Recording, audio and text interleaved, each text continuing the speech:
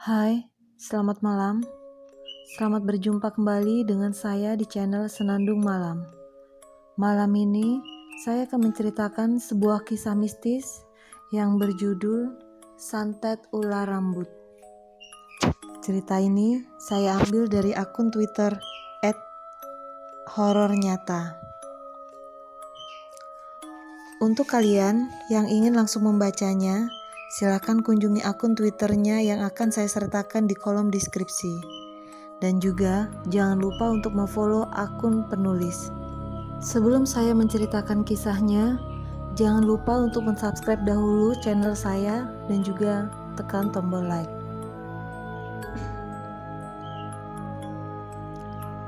Konon, sihir ini merupakan peninggalan nenek moyang bangsa India. Seseorang yang akan mewarisi sihir ular rambut wajib melakukan sebentuk ritual pemujaan di rumah nenek moyangnya. Biasanya, yang menjadi pewaris adalah keturunan yang berkelamin perempuan yang sudah bersuami. Konon, sihir sering ditumpangi atau dibantu oleh energi setan, sebagaimana yang diamalkan oleh mereka yang menguasai ilmu sihir warisan nenek moyang tempo dulu. Korban sihir dapat disembuhkan dengan ruqyah, doa, serta bantuan obat dari berjenis tumbuh-tumbuhan. Kisah berikut ini masih ada hubungannya dengan kekuatan sihir. Karena alasan tertentu, si penutur kisah meminta agar jati dirinya disembunyikan. Berikut kisah lengkapnya. Saat itu, aku telah menikah dengan seorang gadis desa dari suku Mandaliling dan menempati sebuah rumah sebagai hadiah perkawinan dari ayah mertua. Lokasi tempat kediaman kami ini letaknya agak terpencil dari rumah tetangga. Namun, rumah yang kami tempati cukup besar, asri, dan bersih serta layak huni. Air sungai yang letaknya tak jauh dari rumah kami sangat jernih, sehingga selain untuk mandi dan mencuci pakaian, airnya cukup layak untuk diminum.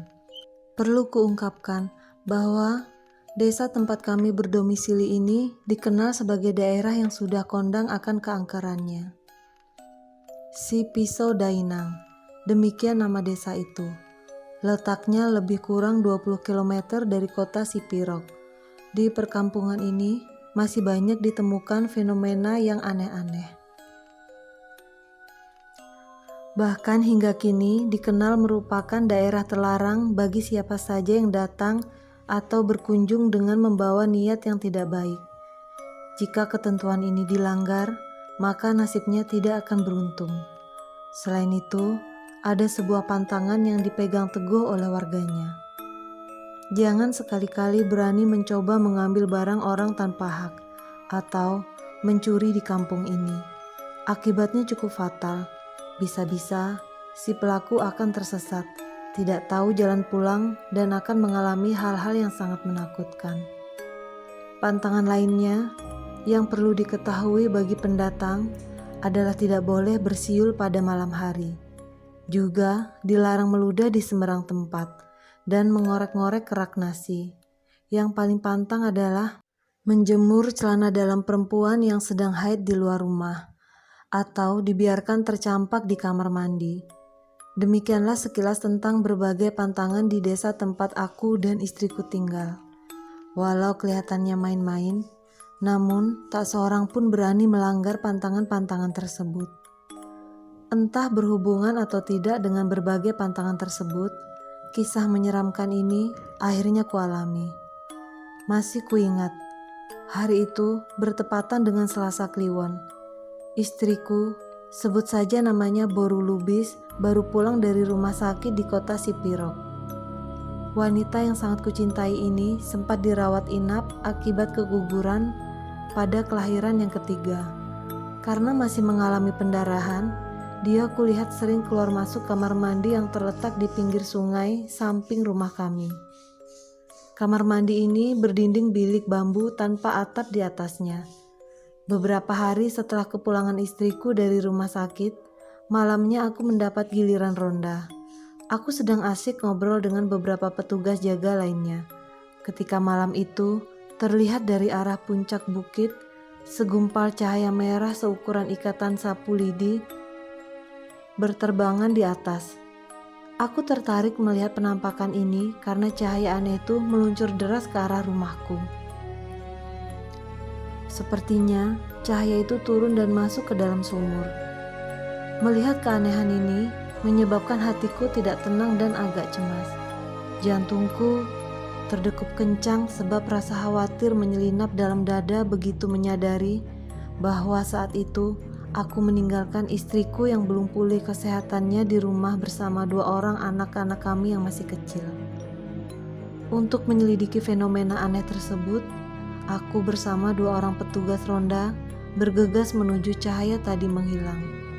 Begitu tiba di sana, alangkah kagetnya kami menyaksikan ramainya ular-ular seukuran belut sawah, dan yang membuat kami nyaris terkencing-kencing, ternyata gerombolan ular ini bertaut pada sepotong kepala perempuan. Ular-ular yang panjangnya kurang lebih 70 cm itu kemudian berkeliaran di seputar sumur. Mereka saling berebut merubungi celana dalam istriku yang siang tadi mungkin lupa dicuci akibat keletihan. Cukup lama, aku dan 2 rekanku melihat keanehan ini. Kami terkesima seperti layaknya orang yang terkena sihir. Hawa mistis memang menyukup suasana malam itu. Kami masih terpana ketika ular-ular itu lenyap begitu saja meninggalkan celana dalam istriku yang penuh dengan lubang bekas gigitan mereka. Aku baru sadar dari ketersimaanku ketika terdengar suara istriku menjerit-jerit seperti orang menahan kesakitan. Bersamaan dengan itu, para tetangga menjadi terbangun dan mereka segera berhamburan menuju rumah kami. Sesaat kulihat, istriku pingsan. Namun yang membuat seram, pada bagian sekitar perutnya yang terbuka, tumbuh rambut-rambut aneh dan menjijikan dalam bentuk jalinan berwujud ular-ular kecil sebesar kepala lidi yang kepalanya bergerak kian kemari. Pemandangan ini amat mirip seperti yang kulihat di dekat sumur. Tak ayal lagi, para tetangga yang hadir tampak ketakutan menyaksikannya. Seorang demi seorang, mereka kemudian mundur meninggalkan rumah kami. Yang bertahan hanya 2 lelaki tua. Namun, mereka nampak kebingungan juga menyaksikan fenomena aneh sekaligus menyeramkan ini. Sementara itu, ular-ular rambut itu semakin banyak bermunculan. Sementara istriku terus merintih-rintih kesakitan. Ngeri, aku memandangnya dan tidak tahu harus berbuat apa. Sayup-sayup ku dengar azan subuh. Anehnya, bersamaan dengan itu, ular-ular mini di perut istriku kemudian menghilang dengan meninggalkan guratan-guratan kemerahan seperti bilur. Perempuan yang sangat kucintai itu pun tertidur karena lelah menahan sakit. Ketika matahari menampakkan wajahnya di ufuk timur, istriku mulai tersadar. Namun, dia nampaknya seperti orang bodoh dan tidak bisa diajak bicara. Seharian, perempuan yang bernama Buru Lubis ini hanya duduk termenung saja. Ketika ku coba menegurnya, dia hanya diam. Paling-paling memandangku dengan sorot mata kosong. Entah apa yang terjadi dengannya. Malam berikutnya, menjelang tengah malam, Buru Lubis kembali mengerang kesakitan sambil memegangi perutnya. Ku coba menenangkannya ketika kulihat ular-ular rambut itu muncul lagi dari dalam perutnya. Dengan keberanian yang kupaksakan, nekat aku mencabut ular-ular itu seekor demi seekor. Istriku menjerit menahan sakit, samaan dengan tercabutnya ular-ular itu dari perutnya. Tetapi usaha yang nekat ini percuma. Aneh sekali, begitu tercabut, maka ular-ular itu muncul lagi, seolah berurat di dalam perut istriku. Tetangga yang datang hanya melongo, tanpa mampu berbuat apa-apa. Mereka hanya merasa prihatin. Penyakit yang dialami istriku benar-benar aneh dan mengerikan. Datang pada malam telah larut, tapi segera menghilang ketika pagi tiba. Namun, pada siang hari, istriku tidak bisa diajak berbicara sepatah kata pun, seperti orang bisu. Melihat keanehan ini, terbersit dalam benakku, tidak mustahil ibu dari anak-anakku ini telah terkena guna-guna atau sihir. Untuk memastikan dugaan ini, aku segera melaporkan kasus ini ke ayah mertuaku di kota Sipirok. Ayah rupanya sependapat dengan diriku, bahwa anak perempuannya telah diserang ilmu gaib sejenis sihir. Beliau kemudian berusaha mendatangi orang pintar yang menguasai ilmu, bahkan hingga ke Tapanuli Utara. Namun, tidak seorang pun yang mampu menyembuhkan istriku. Sementara itu, hampir sebulan, setiap malam istriku mengerang kesakitan pada saat ular-ular itu bermunculan. Tubuhnya mulai kurus, karena sejak kejadian pertama, dia sudah tidak berselera makan dan minum. Upaya terakhir, kuputuskan memboyongnya ke rumah sakit di kota Sipirok. Dan hari itu, aku sudah bersiap-siap berangkat mencari kendaraan. Ketika tiba-tiba, pintu rumahku terdengar diketuk seseorang dari luar. Aku bergegas membukanya. Di ambang pintu, kulihat berdiri seorang lelaki tua berwajah hitam legam mengenakan jubah putih yang kontras sekali dengan rona wajah dan kulitnya. Lelaki tua yang tidak kukenal ini sesaat mengumbar senyumnya sambil memperkenalkan diri. Dia mengaku seorang pengembara yang aslinya berasal dari daerah Bengali, India. "Nama saya Mahipal Ranjit Singh," ujarnya sembari mengulurkan tangan ke arahku untuk mengajak bersalaman. Dia juga mengatakan bahwa dirinya merasa terpanggil singgah karena mengetahui di rumah kami ada orang yang sedang sakit. "Tahu dari mana kalau istri saya sedang sakit, Tuan?" tanyaku sedikit curiga. Lelaki tua yang mengaku bernama Mahipal Ranjit Singh ini hanya mengelum senyum tanpa menjawab. Namun, sebagai tuan rumah yang baik, aku masih ingin bersikap santun. Aku menyilahkannya masuk dan duduk di kursi tamu. Setelah duduk, segera saja dia bercerita tentang berbagai penyakit yang disebabkan oleh sihir. Dia juga memastikan bahwa penyakit istriku datang dari sihir ular rambut yang ganas. Aku hanya heran karena tamu ini belum melihat kondisi istriku yang masih terbaring lemah dalam kamar tidurnya. Namun, sepertinya sudah mengetahui bagaimana keadaannya.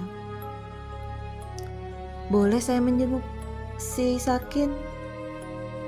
tanyanya dengan nada santun. "Kalau memungkinkan, saya ingin membantu kesembuhannya." Melihat aku mengangguk-ngangguk, dia langsung berdiri dan kuantar masuk ke kamar tidur kami. Hanya sebentar saja dia memperhatikan istriku, kemudian mengajakku keluar kembali dan duduk di kursi tamu. Dugaan saya benar, istrimu terkena sihir ular rambut yang ganas, dan kalau tidak ditolong dengan cepat, akan menyebabkan kematian, tuturnya pula. Untuk meyakinkan diriku, tamu yang sering kupanggil tuan ini kemudian berkisah tentang sejarah keberadaan sihir ular rambut. Konon, sihir itu merupakan peninggalan nenek moyang bangsa India.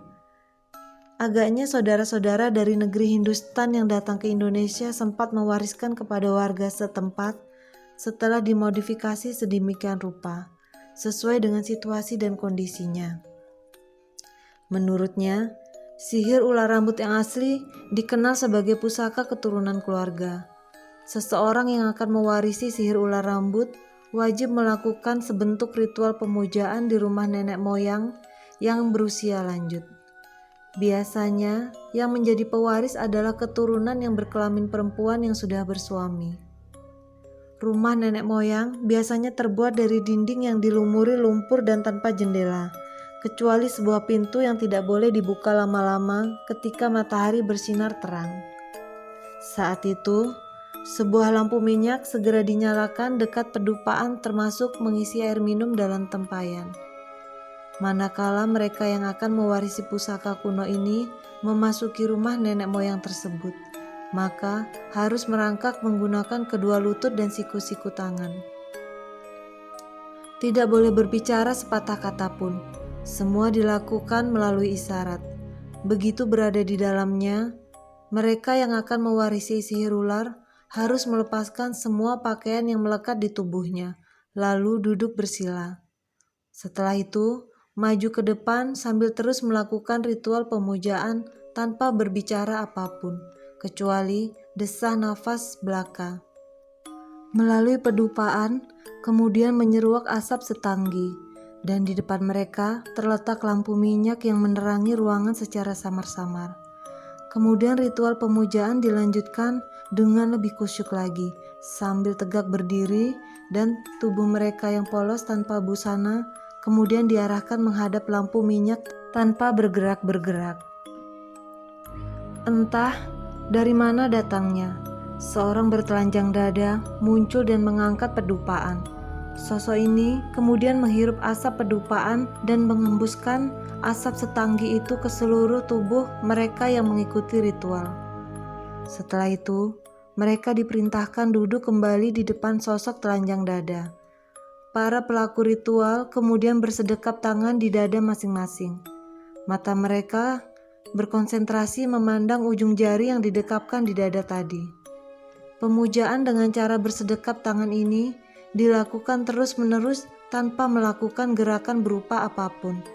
Maka, tidak lama kemudian, nampak percikan api yang menimbulkan kilatan-kilatan sinar, terlontar dari lampu minyak yang menyinari tubuh-tubuh mereka. Dan pada saat bersamaan, seluruh helai rambut di kepala mereka akan berdiri. Rambut yang berdiri tersebut kemudian bergerak dan memilin secara otomatis sehingga membentuk wujud ular mini. Ritual ini harus dilakukan 7 malam berturut-turut, dan pada malam ke-7, pelaku ritual harus menyediakan seekor hewan ternak, biasanya yang dipilih kambing, untuk dijadikan korban sihir ular rambut. Kambing itu diikatkan di depan lampu minyak. Jarak antara kambing itu dengan pelaku yang melakukan pemujaan kira-kira 5 meter. Tapi khusus pada pemujaan malam terakhir itu, sosok telanjang dada meniupkan nafiri ke dalam tubuh pelaku ritual melalui lubang tubuh mereka, seperti lubang telinga, pusar, aurat, dan anus. Begitu energi nafirin beraktivitas dalam diri pelaku ritual, seluruh rambut mereka berdiri dan terayun-ayun pada saat berjalin-jalin berwujud ular-ular mini. Fenomena itu yang terjadi pada malam ke-7. Ketika ular-ular rambut yang berasal dari jalinan rambut di kepala pelaku ritual tiba-tiba melesat bagaikan anak panah yang terlepas dari busurnya, lalu menikam dan menusuk tubuh kambing yang sengaja dijadikan sebagai uji coba. Kambing yang dikorbankan, yang sebelumnya nampak gelisah ingin dilepaskan dari tali yang mengikatnya, mendadak terdiam tak bergerak, dan dalam hitungan detik kemudian mati oleh bisa ular rambut dalam kondisi kaku. Demikian dahsyatnya pusaka karuhun sihir ular rambut yang asli tersebut, kata Mahiparajit Singh menutup kisahnya. Aku yang sedari tadi menyimak cerita tamuku ini hanya diam, tidak mampu berkomentar sepatah kata pun selain manggut-manggut saja. Seperti saya ungkapkan tadi, bahwa sihir ular rambut yang mendatangkan penyakit pada istrimu tersebut bukanlah asli dari Hindustan, melainkan sudah dimodifikasi, tambah Mahiparajit Singh. Jadi, masih ada harapan untuk disembuhkan, meski sudah tiba pada puncak krisis, tandasnya pula. Tanpa banyak tanya, aku segera menyiapkan apa yang dimintanya. Baskom yang berisi air bersih diletakkan lelaki tua itu di dekat istriku. Ku dengar mulutnya melafalkan beberapa ayat Al-Quran, kemudian dilanjutkan dengan mantra-mantra kuno yang sulit ku mengerti. Usai itu, Mahiparajit Singh mengambil sesuatu dari balik jubah putihnya. Rupanya, sebentuk piring porselin kecil antik yang kemudian dicelupkan ke dalam air di baskom. Sebaiknya kamu buka baju istrimu, pintanya kemudian dengan nada sopan dan berwibawa. Meski agak ragu-ragu, aku mematuhi arahannya demi kesembuhan istri tercinta. Begitu pakaian istrinya tersingkap, Mahiparajit Singh segera menelungkupkan piring antik tadi di dada istriku. Apa yang terjadi? Piring porselin ini langsung lengket ke dada istriku, bagaikan terhisap oleh energi magnet yang teramat kuat. Sejurus kemudian, terdengar bunyi dentingan piring bersamaan mengendurnya tarikan magnet gaib tadi. Kekuatan sihir ular rambut ini cukup lumayan juga, meskipun sudah dimodifikasi oleh mereka yang mewarisinya, desah Mahipara Jitsing sambil membalikkan piring itu. Aneh, di balik piring itu nampak lengket ular-ular rambut, puluhan ekor jumlahnya, berwarna hitam legam dan wujudnya mirip cacing-cacing tanah. Sementara besarnya tak lebih dari kepala lidi dengan panjang sekitar 30 cm. Tak lama kemudian istriku terbangun dari tidurnya. Aneh, dia sudah mampu berkomunikasi dengan baik meskipun dengan suara masih terbata-bata. Apa yang telah terjadi denganku, Bang? Tanyanya kebingungan. Aku tersenyum haru.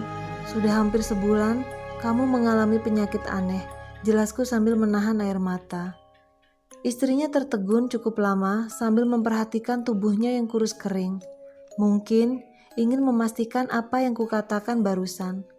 Kami saling berpelukan dan bertangisan, sehingga aku lupa sendiri pada Mahipara Jitsing, tamu sekaligus dewa penolong kesembuhan istriku itu. Kemana perginya lelaki itu? Dia sepertinya menghilang tanpa jejak. Setelah ku susul keluar rumah, aku kecewa dan menyesal karena belum sempat mengucapkan terima kasih padanya. Namun, di ruang tamu, kutemukan selembar kertas yang bertuliskan, "Maaf, saya berlalu tanpa pamit, jadi saya tidak perlu diberi apapun, bahkan ucapan terima kasih sekalipun. Bersyukurlah dan berterima kasihlah kalian kepada Allah SWT karena telah menggerakkan saya untuk singgah di rumah kalian yang memang butuh pertolongan. Yang perlu kalian ketahui bahwa penyakit yang ditimbulkan oleh sihir ular rambut tersebut dilakukan oleh orang iseng yang ingin mengadakan uji coba keampuhan ilmu yang dimilikinya. Jadi, bukan karena ada unsur dendam. Selamat tinggal, dari saya sang pengembara." Cukup lama aku tertegun setelah membaca surat itu. Siapa sebenarnya lelaki tua yang mengaku sebagai pengembara itu? Apakah lelaki tua yang mengaku bernama Mahipara Jitsing itu merupakan sosok malaikat atau jin muslim yang menyamar? Pertanyaan tersebut hingga kini belum pernah kuperoleh jawabannya.